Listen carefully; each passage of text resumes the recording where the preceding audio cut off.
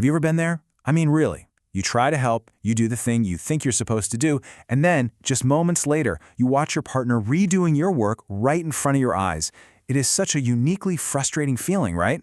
Well, it turns out there's a fascinating reason why it happens. Welcome, and today we are going to decode that frustrating, recurring friction that pops up in so many of our relationships. We're going to get to the bottom of why these seemingly tiny disagreements, over laundry or coasters or how to load the dishwasher, why they can feel like such a huge deal. To really get what's happening, we first need to dive into this central mystery. So let's treat this like a real mystery. Our case study comes from a man named Peter, who shared a story that's probably going to sound incredibly familiar to a lot of you.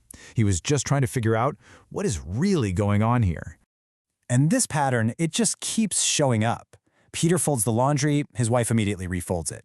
He puts out 3 coasters for a hot dish, she comes along and replaces them with one single metal one. He gets out 2 bowls from the cupboard, she swaps them for 2 different bowls. It's not just him. It even happened to his friend, whose partner adjusted perfectly hung curtains by a single millimeter and then declared, "There, now it's right." You see, this isn't just about chores, it's a very specific pattern. And the emotional fallout from this is huge. Peter said he felt totally disrespected, like his efforts were just vaporized. Poof, gone. It's this feeling of futility that just makes you want to throw your hands up and stop trying altogether. And that is the real cost of this mystery. It eats away at the sense of partnership.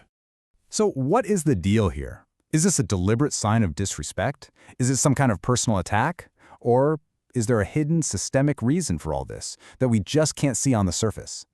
Well, the answer, it turns out, lies in uncovering a powerful, unseen force that's at play, your partner's internal blueprint. This is the key that unlocks the entire mystery. So what is this blueprint? Okay, think of it this way. We all have an internal map of how we think the world should be. And there's a great saying from neuro-linguistic programming that goes, "The map is not the territory."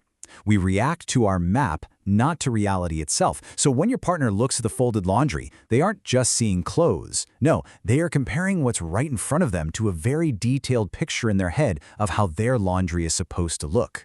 And here is the absolutely crucial part. When the folded laundry in the real world doesn't match the picture in their head, their nervous system literally registers an error message. It creates a genuine feeling of unease, of something being wrong. The refolding isn't about you. It's about them trying to resolve that internal error message so they can feel calm again.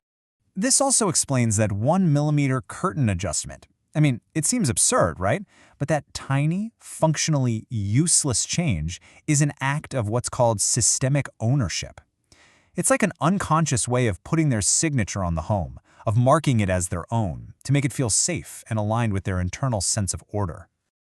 So when you try to help, you're not actually operating in the same reality. There's a fundamental clash happening between 2 internal operating systems.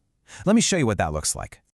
Okay, so you are likely using a functional interface. The problem is a hot dish. The solution is coasters to protect the table. Problem, solution. Simple.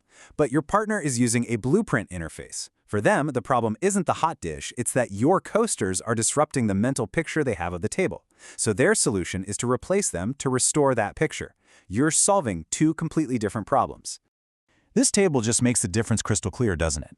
For you, folding the laundry means it is now tidy. For them, it means it now matches my standard.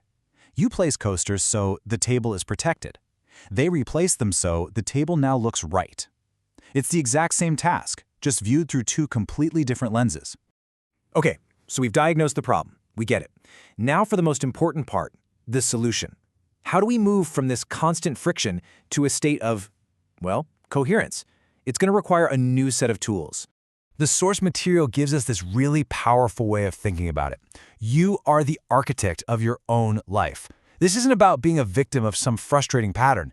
It's about realizing you have the power to actually redesign the dynamic in your relationship. So, the goal here isn't to win the argument about the coasters. The goal is to create what's called a coherent nexus, which is basically just a point of connection. It's where you stop trying to force your way of doing things, and they stop correcting you. Instead, you start talking about why you each do things the way you do. And you get there through meta-communication, which, is just a fancy way of saying you communicate about how you communicate. First, you acknowledge their blueprint isn't about you. Second, you break the automatic pattern.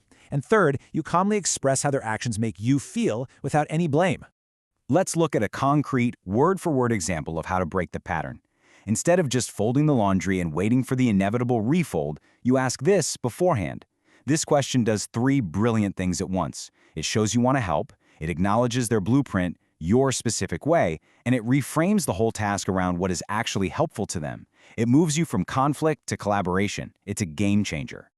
So, as we bring this all together, the entire shift, everything we've talked about, comes down to a single, powerful reframe. Here it is. This is the single most important takeaway from this entire explainer.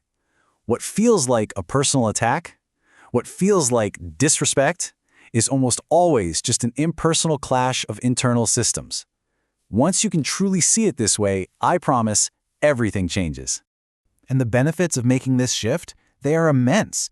You reduce your own frustration. You create real, genuine understanding. You can finally stop that exhausting cycle of correcting and being corrected. You can build a truly coherent partnership where your attempts to help are actually, finally, received as help. So we'll leave you with this question to think about. Now that you can see the hidden blueprint for something as simple as laundry, what other invisible blueprints might be running in your relationships, at your job, or even in your own life, just waiting to be seen and understood?